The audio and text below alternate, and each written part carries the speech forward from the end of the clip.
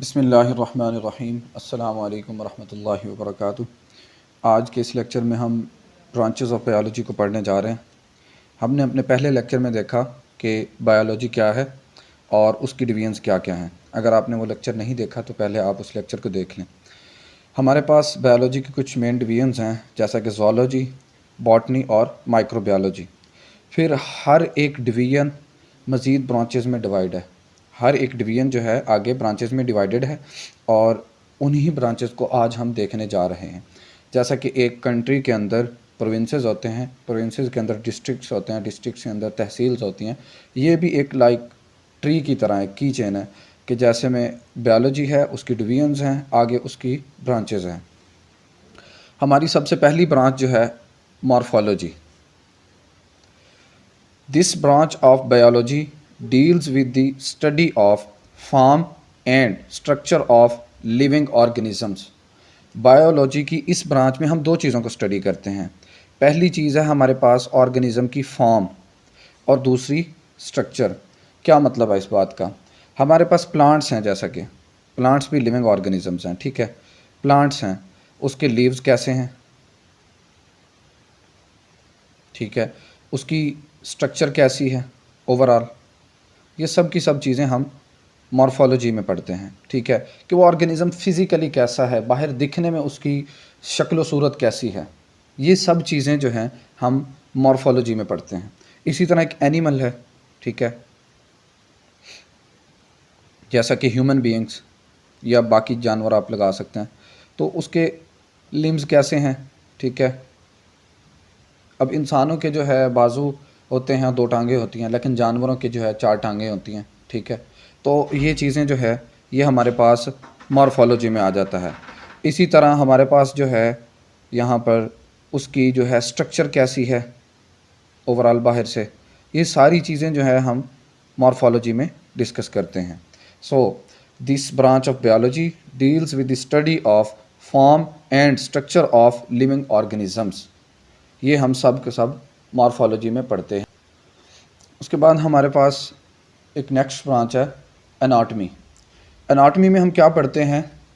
This branch of biology deals with the study of internal structure of living organisms.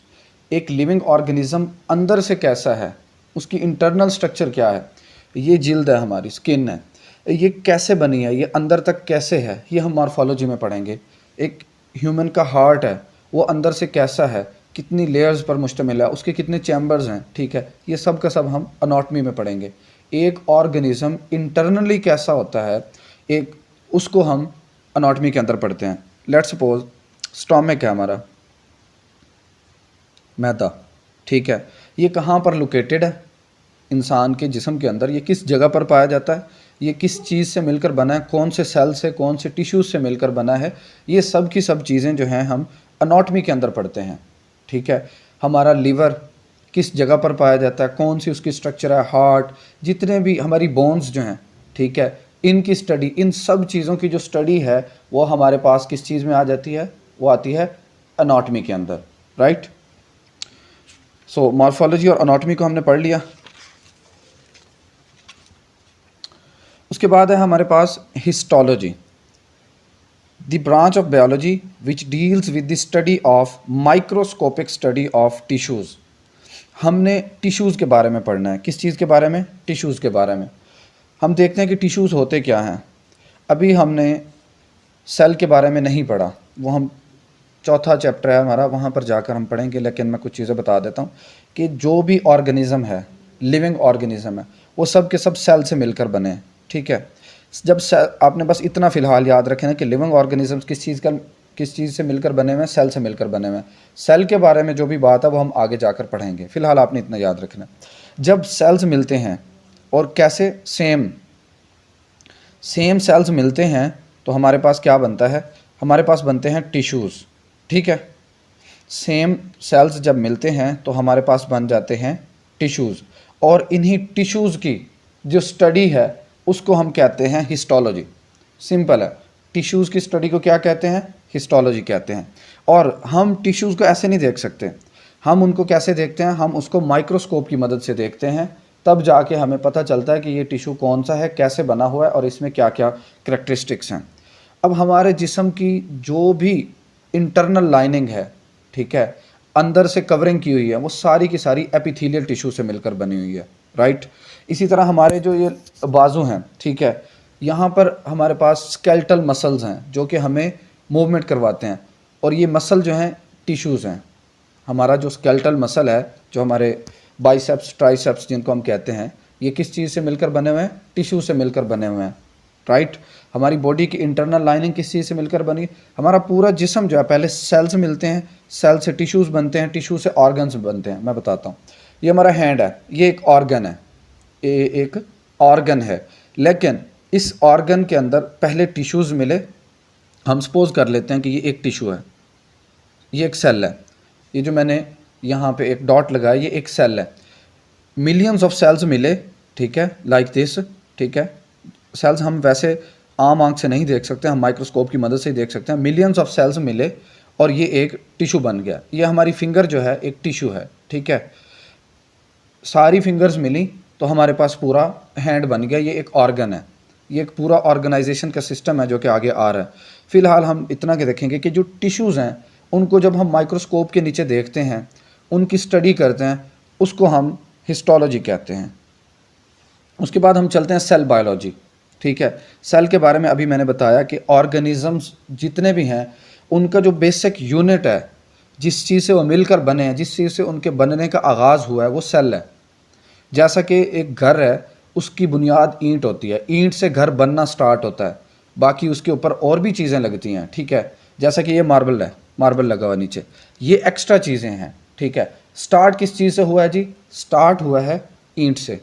सो ईंट basic unit है। इसी तरह एक organism जो है उसका भी बेसिक यूनिट क्या है? सेल है। और सेल आप एक गैस कर सकते हैं कि एक डॉट है ना, इसके नीचे भी मिलियंस ऑफ सेल्स प्रेजेंट होंगे, लेकिन आप इस एक डॉट को एक सेल सपोज कर सकते हैं। उस सेल की जो हम स्टडी करेंगे, उस सेल की स्टडी को हम कहते हैं सेल बायोलॉजी, राइट। मैं इसको रीड करता हूँ। The branch of biology which deals with the study of structure and functions of cells and cell organelles is called cell biology. मैं बताता हूँ कि क्या मतलब है इसका। जैसा कि एक ईंट होती है, उससे पूरा घर बनता है, राइट। अब ईंट के अंदर भी तो कुछ है, क्या क्या चीज़ है? मट्टी है, पानी डाला हमने उसमें, उसके बाद उसको क्या किया? हीट किया, गर्म किया और ईंट बन गई। इसी तरह सेल जो है, सेल के अंदर भी कुछ कंपोनेंट्स होते हैं। वो क्या होते हैं? सेल के अंदर जो चीज़ें होती हैं वो होती हैं ऑर्गेनल्स। उनको क्या कहा जाता है? सेल के अंदर स्ट्रक्चर्स होती हैं, वो बताता हूँ कौन कौन सी स्ट्रक्चर्स होती हैं, वो भी हम आगे जाके डिटेल में पढ़ेंगे। सेल के अंदर स्ट्रक्चर्स पाई जाती हैं, उनको हम ऑर्गेनल्स कहते हैं। जब ऑर्गेनल्स मिलती हैं तो सेल बनता है, और इस सेल की स्टडी को हम सेल बायोलॉजी कहते हैं। फिलहाल आपने इतना याद रखना है, structure and functions of cells and cell organelles. उस सेल के जो अंदर ऑर्गेनल्स प्रेजेंट हैं, सेल का स्ट्रक्चर और उसके अंदर जो ऑर्गेनल्स हैं, उस सब की स्टडी को हम कहते हैं सेल बायोलॉजी, राइट। उसके बाद आगे चलते हैं, हमारे पास है नेक्स्ट ब्रांच फिजियोलॉजी। बहुत ही सिंपल और बहुत ही फेमस ब्रांच है बायोलॉजी की। मैं बताता हूँ क्या है इसमें। This branch of biology deals with the study of functions of different parts of organs of living organism. अभी आपको बहुत कम्प्लेक्स लग रहा होगा। आपके जिस्म का बॉडी पार्ट, कोई भी बॉडी पार्ट ले लें, कोई भी बॉडी पार्ट आप चूज़ कर लें, उस बॉडी पार्ट का फंक्शन क्या है, उस बॉडी पार्ट का अल्लाह ताला ने क्या फंक्शन रखा है, क्या काम करता है वो, जब हम इसका मुताला करते हैं उसको हम फिजियोलॉजी पर कहते हैं। फिजियोलॉजी बायो की वो ब्रांच है जिसमें हम जिस्म के हिस्सों के इस्तेमाल के बारे में पढ़ते हैं, राइट। हमारा हार्ट जो है, दिल, इसका काम क्या होता है? खून की सप्लाई करना, पूरे जिस्म को खून देना, ठीक है। हमारी टांगों का क्या काम है? हमें चलने में मदद करना, हमारे मसल्स का क्या काम है, हमें मूवमेंट करने में हेल्प करना, हमारी आइज़ का क्या फंक्शन है, हमें देखने में हेल्प आउट करना, राइट। इस सब के बारे में जब आप एक कलेक्टिवली ब्रांच में जाते हैं उसको हम फिजियोलॉजी कहते हैं। फिजियोलॉजी में सिंपल है कि एक ऑर्गन है आपका, ठीक है, मैं अभी बता के हटा हूँ कि कैसे सेल्स मिलते हैं, सेल से टिश्यू बनता है और टिश्यू से कैसे ऑर्गन बनता है। हमारा हार्ट जो है, हाथ जो है एक ऑर्गन है, हमारा हार्ट दिल जो है एक ऑर्गन है, हमारा स्टोमक जो है हमें डाइजेशन में खुराक को हजम करने में मदद करता है, वो एक ऑर्गन है, ठीक है। जब एक ऑर्गन के बारे में, एक ऑर्गन के बारे में आप पढ़ते हैं उसको हम फिजियोलॉजी कहते हैं, राइट।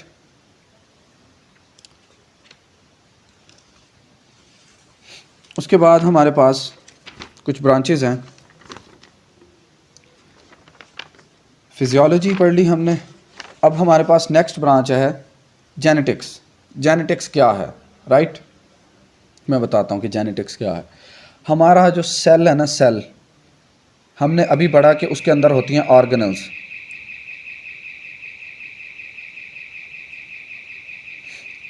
एक ऑर्गेनल उसमें होती है न्यूक्लियस, ठीक है, और न्यूक्लियस के अंदर क्या पड़ा होता है, क्रोमोसोम्स होते हैं। क्या होते हैं न्यूक्लियस के अंदर, क्रोमोसोम्स होते हैं, ठीक है। और क्रोमोसोम्स दिखते कैसे हैं, कुछ इस तरह दिखते हैं, ये आपने पहले भी देखे हुए होंगे। यहाँ पे उनका सेंट्रोमेयर होता है, ठीक है, ये जो सेंटर होता है इसको हम कहते हैं सेंट्रोमेयर। सेल के अंदर ऑर्गेनल्स होते हैं, उसमें से एक ऑर्गेनल जो सेंटर में पाया जाता है उसको हम न्यूक्लियस कहते हैं, और न्यूक्लियस के अंदर हमारे पास क्रोमोसोम्स होते हैं। अब उन क्रोमोसोम्स के ऊपर ना जीन्स प्रेजेंट होते हैं। क्या चीज़ प्रेजेंट होती है, ये जो मैं डॉट लगा रहा हूँ इनको आपने सपोज करना कि ये क्या है, ये जीन्स हैं, दीज आर दी जीन्स, ठीक है। इन जीन्स के अंदर जो है ना इंफॉर्मेशन मौजूद होती है। क्या चीज़ मौजूद होती है, इंफॉर्मेशन मौजूद होती है। ये सारी चीज़ें जो मैं बताई हैं ये समझने से हैं, इनको आपने याद नहीं करना, याद आपने डेफिनेशन ही करनी है। मैं बताता हूँ कि क्या है इस डेफिनेशन में। सेल के अंदर ऑर्गेनल्स होती हैं, ऑर्गेनल्स में न्यूक्लियस होता है, न्यूक्लियस के अंदर क्रोमोसोम्स होते हैं और क्रोमोसोम्स के ऊपर जीन्स प्रेजेंट होते हैं, और जीन्स के अंदर क्या चीज़ होती है, इन्फॉर्मेशन होती है। मैं बताता हूँ, जैसे एक हमारे पास एक मेमोरी कार्ड होता है, ठीक है, मेमोरी कार्ड के अंदर क्या होता है, डाटा सेव होता है। इसी तरह हमारे जीन्स के अंदर भी डाटा सेव होता है, right. The study of genes and, अभी हमने देखा कि सेल के ऑर्गेनल्स में न्यूक्लियस होता है, क्रोमोसोम्स होते हैं, क्रोमोसोम्स के ऊपर जीन्स होते हैं, और इन्हीं जीन्स की स्टडी को हम जेनेटिक्स कहते हैं। सिंपल है, जीन्स की स्टडी को जेनेटिक्स कहा जाता है। The study of genes and their role in inheritance, the study of genes and their role in inheritance is called genetics. अब हम देखते हैं कि जेनेटिक्स क्या, इनहेरिटेंस क्या होता है। इनहेरिटेंस, इसको हम मौरूसियत या विरासत कहते हैं। अब एक शख्स जब उसकी डेथ होती है तो उसकी जो जायदाद है उसके बच्चों में तकसीम हो जाती है, राइट। जब एक शख्स की डेथ होती है तो उसकी जायदाद जो है उसके बच्चों में तकसीम करते हैं हम, राइट। ऐसा ही जब एक शख्स इंटरकोर्स करता है और उसकी औलाद होती है तो उसकी जो करैक्टर्स हैं माँ और बाप के, वो बच्चों में चले जाते हैं। इसी को हम इनहेरिटेंस कहते हैं कि वालिदैन से उनकी जो खसूसियात हैं बच्चों में चली जाएं, उनको हम इनहेरिटेंस कहते हैं। मैं मिसाल देता हूँ कि माँ बाप की जो हैं आँखें वो ब्राउन है, पेरेंट्स दोनों की, माँ और बाप की जो हैं आँखें, कलर जो है उनका ब्राउन है, ठीक है। और आगे जो उनका बेबी होता है उसकी आइज़ का कलर भी जो है ब्राउन है, बेबी की आइज़ का कलर भी ब्राउन है। हम कहेंगे कि it is due to inheritance. Inheritance की वजह से जो पेरेंट्स के करैक्टर हैं वो बच्चों में ट्रांसफ़र हो चुके हैं, right. Inheritance means transmission of characters from one generation to other. एक नस्ल से दूसरी नस्ल के अंदर करैक्टर्स का मुंतकिल हो जाना, उसको हम इनहेरिटेंस कहते हैं, राइट। मूविंग फॉरवर्ड, हमारी नेक्स्ट ब्रांच है एम्ब्रियोलॉजी। एम्ब्रियोलॉजी में हम क्या पढ़ते हैं, the study of development of an embryo to an individual. अब एम्ब्रियो क्या होता है, सबसे पहले तो ये पता हो ना, हम कह रहे हैं कि एम्ब्रियोलॉजी में हम एम्ब्रियो कैसे ग्रो करता है उसके बारे में पढ़ते हैं, लेकिन हमें ये भी नहीं पता कि एम्ब्रियो होता क्या है। सबसे पहले हम देखते हैं कि व्हाट इज़ एम्ब्रियो। स्पर्म्स जो हैं मेल के, स्पर्म्स और फीमेल का जो होता है एग, जब ये दोनों यूनाइट करते हैं स्पर्म और एग, हमारे पास जाइगोट बनता है। हमारे पास क्या बनता है? जाइगोट। और जाइगोट जो है जब ग्रो करता है तो उससे हमारे पास एम्ब्रियो बन जाता है। और एम्ब्रियो जो है ग्रो करके बेबी बन जाता है जब वो पैदा होता है माँ के पेट से। राइट। स्पर्म्स और एग मिले, जाइगोट बना, ठीक है। जाइगोट से हमारे पास एम्ब्रियो बना। अब जब माँ के पेट में बच्चा होता है उसको हम एम्ब्रियो कहते हैं या फीटस कहते हैं। पहले हम उसको एम्ब्रियो कहते हैं, फिर आगे जब पैदा होने के करीब होता है तो तब हम उसको फीटस का नाम देते हैं। पहले 8 हफ्ते जो होते हैं उसको हम, प्रेगनेंसी के जो पहले 8 हफ्ते होते हैं तब तक हम उसको एम्ब्रियो कह रहे होते हैं। राइट। सो एम्ब्रियो के बारे में जो भी चीज़ें हम डिस्कस करते हैं उसको हम एम्ब्रियोलॉजी कहते हैं। मूविंग फॉरवर्ड, नेक्स्ट ब्रांच है हमारे पास taxonomy, the study of naming and classification of organisms into groups and sub groups. अब दुनिया के अंदर बेशुमार जानवर मौजूद हैं, ठीक है। उनको हमने ग्रुप्स में तकसीम किया ताकि हम उनके बारे में जब पढ़ने लगें, अब एक शख्स डीवीएम कर रहा है, वेटरनरी का डॉक्टर बन रहा है, राइट। अब वो सारे ऑर्गेनिजम्स को इकट्ठा तो नहीं पढ़ सकता ना, इसलिए हमने क्या किया कि जितने भी जानवर हैं उनको हमने तकसीम कर दिया, ठीक है। उसकी तकसीम को और उनके जो नाम देने को अमल है उसको हम टैक्सोनॉमी कहते हैं। अब इंसान का जो साइंटिफिक नेम है, जैसा मेरा नाम अब्दुल आहद है, ये मेरा साइंटिफिक नेम नहीं है, मेरे पेरेंट्स ने मेरा नेम रखा है। लेकिन दुनिया के जितने भी इंसान हैं उनका एक साइंटिफिक नेम है। वो क्या है मैं बताता हूँ। तमाम इंसानों का एक साइंटिफिक नेम है और वो है होमो sapien.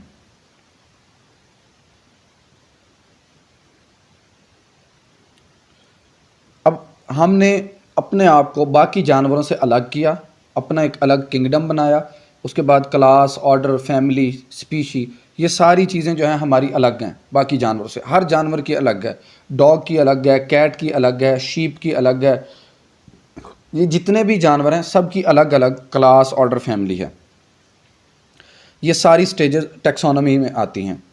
The study of naming, एक ऑर्गेनिज्म का साइंटिफिक नेम क्या है, ठीक है। और and classification of organisms into groups and sub groups, और उन ऑर्गेनिजम्स को हमने ग्रुप्स और सब ग्रुप्स में कैसे डिवाइड करना है, इस सब स्टडी को हम टैक्सोनॉमी कहते हैं। उसके बाद आगे हम चलते हैं। Our next branch is palaeontology. Palaeontology क्या है? The study of fossils is called palaeontology.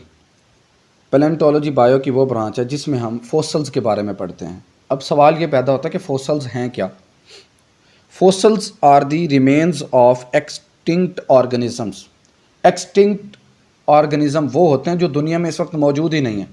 पहले ये बात आप क्लियर कर लें। एक्सटिंक्ट वो ऑर्गेनिज्म होते हैं जो कि दुनिया में किसी भी जगह, किसी भी हिस्से में, पानी, हवा, ज़मीन, कहीं पर भी नहीं पाए जाते। उन ऑर्गेनिजम्स को हम एक्सटिंक्ट कहते हैं। जैसा कि डायनासोर, ये एक्सटिंक्ट हो चुके हैं पूरी दुनिया के अंदर। जब इस तरह के जानवर मरते हैं फिर वो ज़मीन में दफन होते हैं, फिर उनके ऊपर मिट्टी आ जाती है, प्रेशर पड़ता है, हीट पैदा होती है, मिलियंस ऑफ ईयर्स वो ज़मीन के अंदर पड़े रहते हैं। उससे हमारे पास वजूद में आते हैं फॉसल्स। क्या चीज़ पैदा हो जाती है उससे? फॉसल्स बन जाते हैं। जैसा कि हमारे पास इस वक्त दुनिया ज़मीन के अंदर से ही हम गैस, ऑयल, ठीक है, पेट्रोलियम, इस तरह की चीज़ें जो ज़मीन से ले रहे हैं, ये सारी की सारी इन्हीं फॉसल्स का नतीजा है कि वो ऑर्गेनिज़म मरे और उनके जो ढांचे, उनका जो गोश्त, जिस्म का हिस्सा, वो सब का सब अब फॉसल्स में तब्दील हो चुका है। इसलिए हम फॉसल्स को कैसे डिफाइन करते हैं कि fossils are the remains of extinct organism, वो जानदार जो दुनिया में ख़त्म हो चुके हैं इस वक्त, उनके जो बकाया जात हैं, बाकियात हैं, उनके क्या चीज़ें बाकियात हैं, उनको हम क्या कहते हैं, फॉसल्स कहते हैं। और ये फॉसल्स हमें किस तरह मिलते हैं, समटाइम्स हमें इनकी हड्डियाँ मिल जाती हैं, हम उसको भी फॉसल कहेंगे। और ये फॉसल्स जो हैं चेंज हो चुके हैं किस चीज़ के अंदर, पेट्रोलियम के अंदर और इसी तरह की और चीज़ों के अंदर, जैसे कि प्लांट जो हैं वो इस वक्त कोयले के अंदर तब्दील हो चुके हैं, जो कि हज़ारों साल पहले ज़मीन के अंदर धंस गए थे, अब वो कोयले की शक्ल में हमें मिलते हैं। हमारी अगली ब्रांच है एनवायरमेंटल बायोलॉजी। एनवायरमेंटल बायोलॉजी में हम क्या पढ़ते हैं, it deals with the study of interactions between the organisms and their environment. एक ऑर्गेनिज्म का उसके माहौल के साथ क्या ताल्लुक़ है, उसके बारे में जब हम पढ़ते हैं उसको एनवायरमेंटल बायोलॉजी कहा जाता है। और हम जो है माहौल को दिन ब दिन गंदा करते जा रहे हैं और माहौल भी उसके ऑपोजिट हमें नुकसान पहुंचा रहा है। कैसे, जैसा कि फ़िज़ा के अंदर जहरीली गैसें जो हैं इस वक्त जमा हो चुकी हैं, इसी तरह ज़मीन का टेम्परेचर बढ़ रहा है ग्लोबल वार्मिंग की वजह से।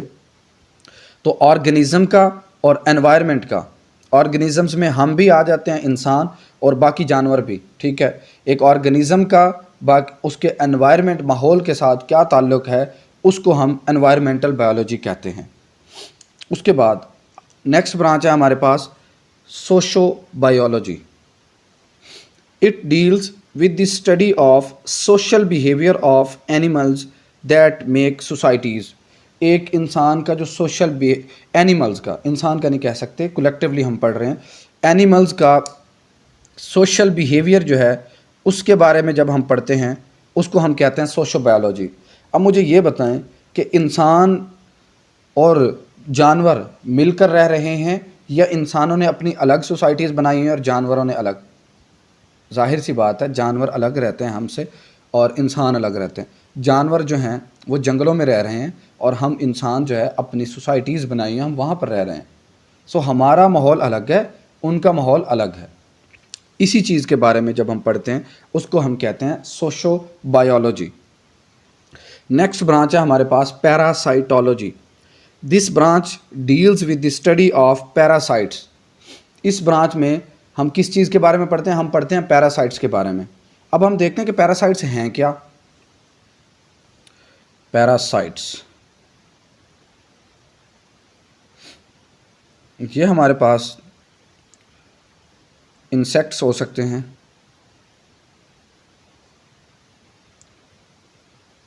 और भी चीज़ें हो सकती हैं, ये हमें नज़र भी नहीं आ सकते, इस तरह के भी हो सकते हैं, इनविजिबल हो सकते हैं हमारे लिए, माइक्रो ऑर्गेनिज़म हो सकते हैं। इनका एक ही काम है कि होस्ट के अंदर एंटर होना, होस्ट मेज़बान, जैसा एक मेहमान आता है ना मेज़बान के घर, ये भी वैसे ही हैं। ये वैसे ज़िंदा नहीं रह सकते, ये एक मेज़बान, एक होस्ट, कोई भी ऑर्गेनिज़म हो सकता है, इंसान भी हो सकते हैं, उसके अंदर एंटर होते हैं, ठीक है। पैरासाइट्स कीड़े मकोड़े जानदार होते हैं जो कि एक होस्ट के अंदर, होस्ट कोई भी जानदार हो सकता है, उसके अंदर एंटर होते हैं और वहाँ से क्या चीज़ लेते हैं, फूड, खाना लेते हैं वहाँ से जी, अपनी खुराक पूरी करते हैं। वायरस जो है हमारे पास, ये भी पैरासाइट है और इसको कहते हैं इंट्रा सेलुलर पैरासाइट्स, कि ये सेल के अंदर जाके, इन ऑर्गेनिज़म के अंदर जाकर रहता है, ठीक है। तो वहाँ से ये खाना लेते हैं और शेल्टर, जगह लेते हैं जी, उनके अंदर रहते हैं और उन्हीं से पनाह या जगह हासिल करते हैं। उसके नतीजे में क्या करते हैं, उसके नतीजे में उन जानदारों के अंदर जिनके अंदर ये एंटर होते हैं, डिजीज़ बीमारियां पैदा करते हैं, ठीक है। पैरासाइट्स ऑर्गेनिजम्स होते हैं जो कि एक होस्ट के अंदर दाखिल होते हैं, वहाँ से खाना और जगह लेते हैं और उसके नतीजे में उनके अंदर बीमारियां पैदा करते हैं। लेकिन यहाँ पे एक बात समझने वाली है कि पैरासाइट्स हमेशा नुकसानदेह नहीं होते। हमारी इंटेस्टाइन के अंदर, हमारी आंतड़ियों के अंदर इस वक्त बैक्टीरिया मौजूद है, ठीक है। वो एक पैरासाइट है, वो हमारे अंदर रह रहा है, लेकिन वो हमें नुकसान नहीं पहुंचा रहे, वो हमें फ़ायदा दे रहे हैं। सो पैरासाइट्स जो हैं हमेशा नुकसान नहीं देते बल्कि फ़ायदा भी देते हैं। और हमारे बालों के अंदर, सर के अंदर जो जुएँ पड़ जाती हैं, वो खून चूसती हैं, वो नुकसान भी देती हैं। इसी तरह जिस्म के अंदर भी दाखिल हो जाते हैं, ठीक है, जिसकी वजह से हमें समटाइम्स भूख बहुत ज़्यादा लगती है और इस तरह के मामला पेश आते हैं, वो नुकसान भी देते हैं। सो पैरासाइट्स फ़ायदा भी देते हैं, नुकसान भी देते हैं। या आगे आप जाके 10th क्लास में जाके आप डिटेल में पढ़ेंगे कि पैरासाइट्स नुकसान कैसे देते हैं और फ़ायदा कैसे देते हैं। उसके बाद हमारी नेक्स्ट ब्रांच जो है, our next branch is biotechnology. What is biotechnology? Bio से मुराद है लाइफ, ज़िंदा ऑर्गेनिज़म्स। टेक्नोलॉजी कोई भी ऐसा जदीद तरीका जिसमें हम एक काम को तेज़ कर सकें, आसान बना सकें, ठीक है, उसको टेक्नोलॉजी कहते हैं। वो किसी भी फील्ड के अंदर टेक्नोलॉजी हो सकती है। So it deals with the practical applications of living organisms to make substances for the welfare of mankind. हमने लिविंग ऑर्गेनिज़म को इस्तेमाल करना है, ठीक है, और उसके लिए उसको इस्तेमाल करके इंसानों की खिदमत के लिए चीज़ें बनानी है, ठीक है। मैं मिसाल देता हूँ कि हमारे जिस्म के अंदर एक ऑर्गन है जिसको हम कहते हैं पेंक्रियाज। उसका काम है इंसुलिन को पैदा करना, और इंसुलिन क्या करती है, उसके नतीजे में हमारा जो शुगर लेवल है जिस्म के अंदर, उसको मेंटेन रखती है, ठीक है। इंसुलिन का ये काम है। अब जिन लोगों को शुगर हो जाता है, ज़ियाबितिस, डायबिटीज़ हो जाता है, उन लोगों का जिगर या तो इंसुलिन पैदा नहीं कर रहा होता या उनके सेल्स जो हैं वो इंसुलिन को इस्तेमाल नहीं कर रहे होते। अब ऐसी सूरत में कि जिन लोगों का पेंक्रियाज इंसुलिन को पैदा ही नहीं कर रहा, इंसुलिन पैदा नहीं होगी, शुगर लेवल बढ़ जाएगा, जिससे उनको डायबिटीज़ हो जाएगा। अब हमने उन लोगों को इंसुलिन देनी है। हम क्या करेंगे कि एक हेल्दी पर्सन का जीन लेंगे, ठीक है, उसके पेंक्रियाज से जीन्स निकालेंगे जो कि इंसुलिन को पैदा करते हैं, ठीक है, जिनके अंदर कोडिंग है इंसुलिन को बनाने की, ठीक है। अब उन जीन्स को हम बैक्टीरिया के अंदर इंसर्ट कर देंगे। बैक्टीरिया जो हैं वो बहुत तेज़ी से डिवाइड करते हैं, ग्रो करते हैं। बैक्टीरिया ग्रो करते जाएंगे और इंसुलिन पैदा करते जाएंगे। उनसे हम इंसुलिन लेके उसकी मेडिसिन तैयार करके, इंजेक्शंस तैयार करके इंसानों को लगाएंगे और उससे उनका शुगर लेवल डाउन हो जाएगा, जिन लोगों के अंदर इंसुलिन पैदा नहीं हो रही थी। यहाँ पे हमने क्या किया कि एक लिविंग ऑर्गेनिज़म बैक्टीरिया को इस्तेमाल किया और इंसानों की खिदमत के लिए एक चीज़ बना ली, ठीक है। इसी तरह की एप्लीकेशंस जिसमें हम ऑर्गेनिज़म्स को, बैक्टीरिया वगैरह, वायरसेस और इस तरह के ऑर्गेनिज़म्स को हम इस्तेमाल करके इंसानों की खिदमत के लिए चीज़ें बना रहे हैं, उसको हम बायोटेक्नोलॉजी कहते हैं। Our next branch is immunology. इसमें हम क्या पढ़ते हैं देखते हैं अभी। It is the study of immune system. Very very easy. इसमें हम पढ़ते हैं जी इम्यून सिस्टम के बारे में। Immune system of animals which defence the body against invading microbes. अब किसी भी कंट्री की जो ताकतवर चीज़ होती है वो क्या होती है? आर्मी होती है। और आर्मी का क्या काम होता है? कंट्री को बचाना, डिफेंस, प्रोटेक्शन करना, ठीक है। इसी तरह अल्लाह ताला ने इंसानों की भी आर्मी बना दी है। इंसान के जिस्म के अंदर आर्मी बना दी है कि वो कोई भी बीमारी जो है जब हमारे जिस्म के अंदर दाखिल हो तो वो ऑटोमेटिकली उसको मार दिया जाए। वो आर्मी कौन सी है? बॉडी की आर्मी है वाइट ब्लड सेल्स। क्या है? White blood cells. White blood cells जो हैं हमारी बॉडी की आर्मी हैं। जब भी कोई ये ब्लड के अंदर घूम रहे हैं, जब भी कोई डिसीज़ हमारी बॉडी के अंदर एंटर होती है तो ये उसको फ़ौरन किल कर देते हैं। अब ये हमें कैसे पता चला कि हमारी बॉडी के अंदर वाइट ब्लड सेल्स हैं और वो हमें बचाते हैं बीमारियों से। ये जब हमने इम्यून सिस्टम के बारे में पढ़ा तो हमें पता चला। सो इम्यूनोलॉजी में हम इम्यून सिस्टम के बारे में पढ़ते हैं और इम्यून सिस्टम में हमारे क्या हैं, वाइट ब्लड सेल्स हैं जो कोई भी डिजीज़ हमारी बॉडी के अंदर एंटर होती है तो उसको किल कर देते हैं। एंटामोलॉजी, it is the study of insects. अब हमें इस दौर में इंसेक्ट्स के बारे में बायो के अंदर वसी इल्म मौजूद है हमारे पास, और ये सब हमने जब इंसेक्ट्स के बारे में पढ़ा तो उसको हम एंटोमोलॉजी कहते हैं। नेक्स्ट ब्रांच है हमारे पास जो कि मेरी फील्ड से रिलेटेड है, क्योंकि मैं भी फार्मासिस्ट बन रहा हूँ, तो वो है pharmacology. What is pharmacology? It is the study of drugs and their effects on systems of human body. हमने ये नहीं देखना, फार्माकोलॉजी के अंदर ये नहीं देखना कि ड्रग्स या मेडिसिन्स बनती कैसे, नो नो।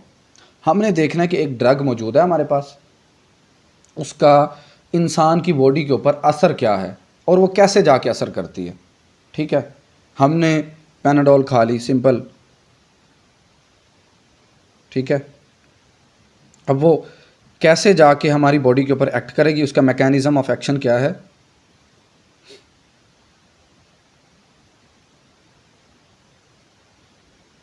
ये हमने उस ड्रग के बारे में पढ़ लिया कि वो कैसे कैसे जाके एक्ट करती है, उसका मैकेनिज्म ऑफ एक्शन हो गया। जो यहाँ पे हमने देखा ना कि स्टडी ऑफ ड्रग्स, इस ड्रग के बारे में हमने स्टडी की, और their effects on the systems of human body. अब उसका इफ़ेक्ट क्या है हमारी बॉडी के ऊपर ना,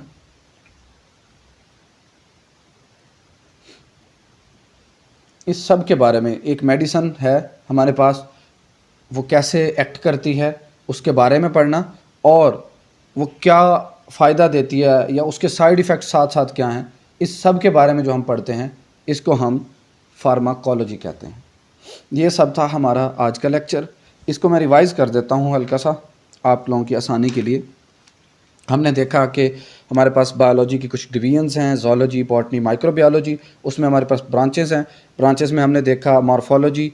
मॉर्फोलॉजी में आपने जस्ट जो वर्ड्स याद रखने वो है फॉर्म एंड स्ट्रक्चर। बाकी आपने डिफाइन सारों के साथ यही वर्डिंग लगानी है कि this branch of biology deals with the study of, this branch of biology deals with the study of. ये सारे के सारों के साथ आपने लाइन लगानी है, विद द स्टडी ऑफ। ये जो लाइन है ना, ये हर ब्रांच के साथ आएगी, ठीक है। आगे आपने उस ब्रांच के हवाले से बस वर्ड्स याद रखना है कि मॉर्फोलॉजी क्या है, फॉर्म एंड स्ट्रक्चर। मैंने बता दिया कि फॉर्म एंड स्ट्रक्चर में क्या क्या आता है। फॉर्म एंड स्ट्रक्चर के बारे में जो भी आप चीज़ें पढ़ेंगे वो मॉर्फोलॉजी होगा। एनाटॉमी में भी बस आपने वर्ड्स याद रखना है कि इंटरनल स्ट्रक्चर जो है ऑर्गेनिज्म की, बाकी वो लाइनें सेम है, this branch of biology deals with the study of. आगे हमने आपने लगा देना है इंटरनल स्ट्रक्चर के बारे में, जब हम पढ़ेंगे तो उसको एनाटॉमी कहते हैं, ठीक है। इसी तरह जब हम देखते हैं कि बायोटेक्नोलॉजी क्या है तो आपने लगा देना है कि this branch of biology deals with the study of living organisms. Living organisms को लेना है और इंसानों के फ़ायदे के लिए चीज़ें बनानी है। इसी तरह this branch of biology deals with the study of immune system, ठीक है। This branch of biology deals with the study of insects, ठीक है। This branch of biology deals with the study of drugs, ठीक है। इसी तरह this branch of biology deals with the study of genes. This branch of biology deals with the study of embryo. This branch of biology deals with the study of naming and classification. तो आपने just words याद रखने हैं, पूरा रट्टा नहीं मारना, इसको समझना है कि ये है क्या, ठीक है। उसके बाद उसको हज़म करना है और लाइफ टाइम याद रखना है। ये नहीं कि बस रट्टा मार लेना, इसको as it is word by word याद रखने की ज़रूरत नहीं है बिल्कुल भी। आपको जस्ट इतना पता होना चाहिए कि जेनेटिक्स में हम जीन्स के बारे में पढ़ते हैं, एम्ब्रियोलॉजी में हम एम्ब्रियो के बारे में पढ़ते हैं, और आपको ये भी पता होना चाहिए कि एम्ब्रियो है क्या, ठीक है। ये सारी की सारी। इसी तरह हिस्टोलॉजी में हम टिश्यूज़ के बारे में पढ़ते हैं, बस इतना पता होना चाहिए आपको। सेल बायोलॉजी में आप सेल और उसके ऑर्गेनल के बारे में पढ़ते हैं। फिजियोलॉजी में आप जिस्म के हर एक अज़्व के फंक्शन के बारे में पढ़ते हैं। ये सिंपल सी चीज़ें हैं, इन सब चीज़ों के बारे में आपने पढ़ना है। और ये थी branches of biology. Our next lecture will be on the relationship between biology and different things. So तब तक के लिए इजाज़त दें और चैनल को सब्सक्राइब करें, लाइक करें, शेयर करें। अगर किसी जगह पे आपको कन्फ्यूजन हो रही है तो आप कमेंट में मुझसे क्वेश्चन कर सकते हैं, इंशाल्लाह मैं आपको जवाब दूँगा। अल्लाह हाफ़िज़।